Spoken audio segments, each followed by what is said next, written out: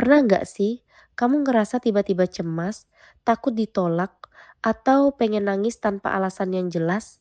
Padahal hari ini lingkunganmu aman-aman aja, nggak ada masalah. Kalau kita lihat di media sosial belakangan ini, lagi viral banget tren di mana orang-orang dewasa bela-belain antre demi berburu mainan lucu, hobi koleksi boneka, atau mendadak suka banget sama hal-hal yang berbau masa kecil. Banyak netizen yang bilang, ini adalah cara orang dewasa mandiri menghibur dirinya sendiri. Tapi, benarkah cuma sekadar hiburan? Secara psikologis, fenomena viral ini seolah menunjukkan sebuah jeritan tersembunyi bahwa di balik tubuh kita yang sudah dewasa, yang setiap hari sibuk kerja, dikejar target dan harus kelihatan tangguh. Ada anak kecil di dalam hati kita yang sedang kelelahan dan kelaparan perhatian. Selamat datang di ruang pulang. Hari ini aku ditemenin sama diriku di masa lalu. Hai, Shera kecil. Hai Kak Shera, aku aku sebenarnya agak deg-degan duduk di sini. Kakak nggak marah kan aku ikut muncul? Gak dong sayang, kenapa harus marah? Kamu aman banget di sini. Teman-teman boneka rajut di sebelahku ini adalah simbol dari inner child kita. Dia merekam semua ingatan masa kecil. Waktu kita dibentak, waktu kita diabaikan, atau waktu kita dituntut untuk selalu menjadi anak baik yang penurut tanpa celah. Iya Kak, dulu aku mikir kalau aku nggak dapat nilai bagus atau kalau aku nangis karena capek, nanti orang-orang nggak ada yang sayang lagi sama aku. Makanya dari dulu aku selalu maksain diri buat kelihatan kuat, nggak boleh manja, dan harus selalu ceria biar semua orang senang.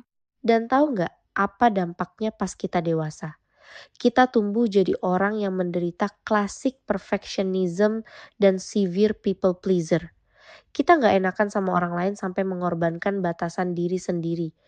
Di tempat kerja, kita jadi robot yang nggak bisa nolak tugas demi validasi, sampai akhirnya kita mengalami burnout parah fenomena lelah mental yang sekarang lagi viral dialami jutaan anak muda. Kita pikir kecemasan di tempat kerja itu karena tugasnya yang sulit. Padahal, seringkali itu karena anak kecil di dalam diri kita ketakutan setengah mati, mengira kalau dia gagal sedikit saja, dia tidak akan layak untuk dicintai lagi. Tapi Kak, kadang aku capek banget.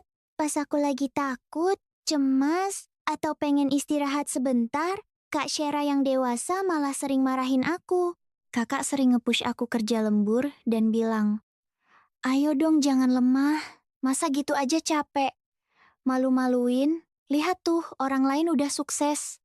Aku cuma pengen diakui kalau aku udah berusaha keras, Kak. Kamu benar. Maafin kakak ya, Shera kecil.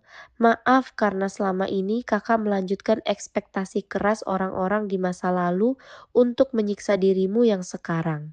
Maaf kalau kakak sering maksa kamu buat pura-pura kuat di hadapan dunia. Beneran, Kak?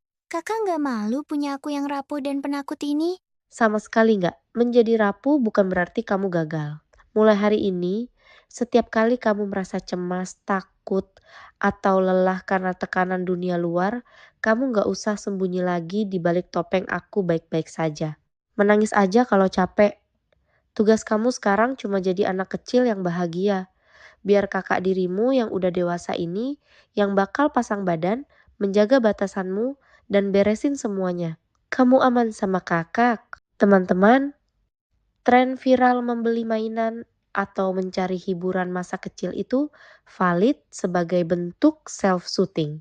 Tapi, jangan lupa, obat yang paling sejati bukan cuma sekadar membeli barangnya, melainkan bagaimana kita kembali menemui, mendengarkan, dan memeluk anak kecil yang ada di dalam diri kita dengan penuh kasih. Teman-teman yang nonton di rumah, juga jangan lupa peluk diri sendiri hari ini ya. Kalian udah berjuang hebat banget menghadapi dunia orang dewasa yang berisik. Yuk, kita mulai langkah penyembuhan bersama hari ini di kolom komentar. Mari kita manfaatkan ruang ini untuk saling menguatkan. Coba tulis nama kecilmu dan katakan, "Hai, sebut nama kecilmu. Maaf ya, dulu kamu sering kesepian dan dituntut terlalu banyak. Terima kasih sudah bertahan sampai hari ini. Sekarang kamu aman bersamaku." Sampai jumpa di ruang pulang berikutnya. Bye!